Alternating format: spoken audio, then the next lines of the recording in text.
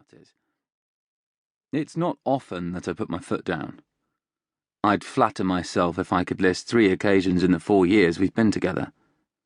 But we needed a break from this, and I said so. To my surprise, she agreed wholeheartedly. For a week and a half, life before Rightmove resumed, and the internet was free to exist without risk of Gemma melting it. Then I got a phone call yesterday asking me to knock off work early to check out this place because it looks completely perfect on paper. So here I am. You're early. Anyone would think you were starting to enjoy all this, she grins, clasping my hand as she stands on her tiptoes and sinks her lips into mine. She tastes of the same cherry lip balm she used to wear when we first got together. I feel a nostalgic pang of regret that this time, instead of heading back for some pleasures of the flesh, I've got to go and pretend I have an opinion on some bay windows. She's come straight from work and is in heels, a suit, and is carrying her statement bag, which I've now learned simply means psychotically expensive. I can think of nothing more enjoyable, except perhaps plucking out my own armpit hair, I say. It'll be worth it if it's the one. And I've got high hopes. I don't know how I missed this place. It's been on and off the market for a while, apparently. And look at the view, Dan. I can't argue with the view, which stretches across rooftops, fields and trees, right down to the river and across to the Welsh hills. We look up to see the estate agent marching towards the house, his phone at his ear. There's 1.5% at stake here. I don't care if she's a little old lady. So was the Witch of the West. He sees us and straightens up. Gotta go. He slams shut the phone.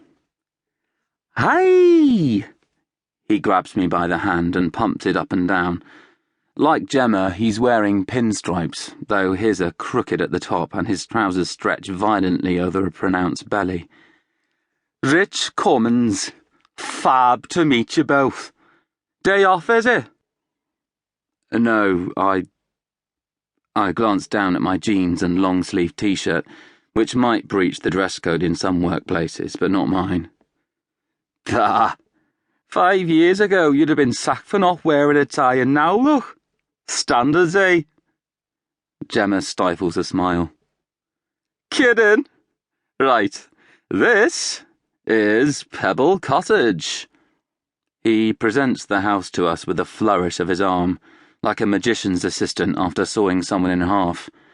Then he opens up.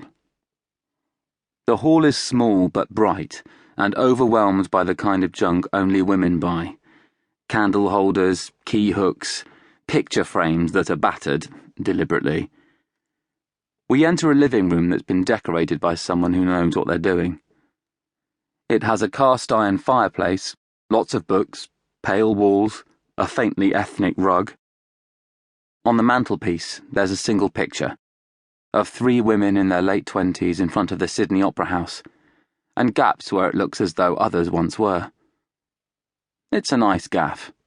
At least, I think so.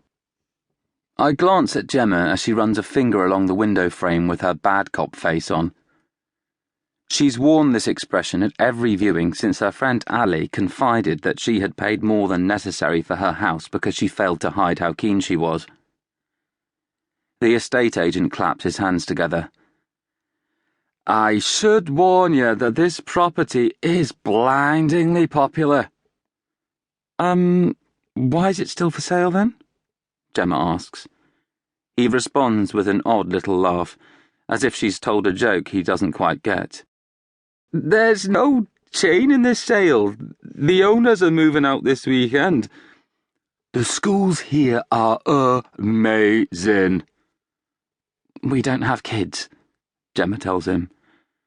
The bars and restaurants in Heswall are pumping. Potential for noise and drunks, then? It's fabulously convenient for the station. A commuter's paradise.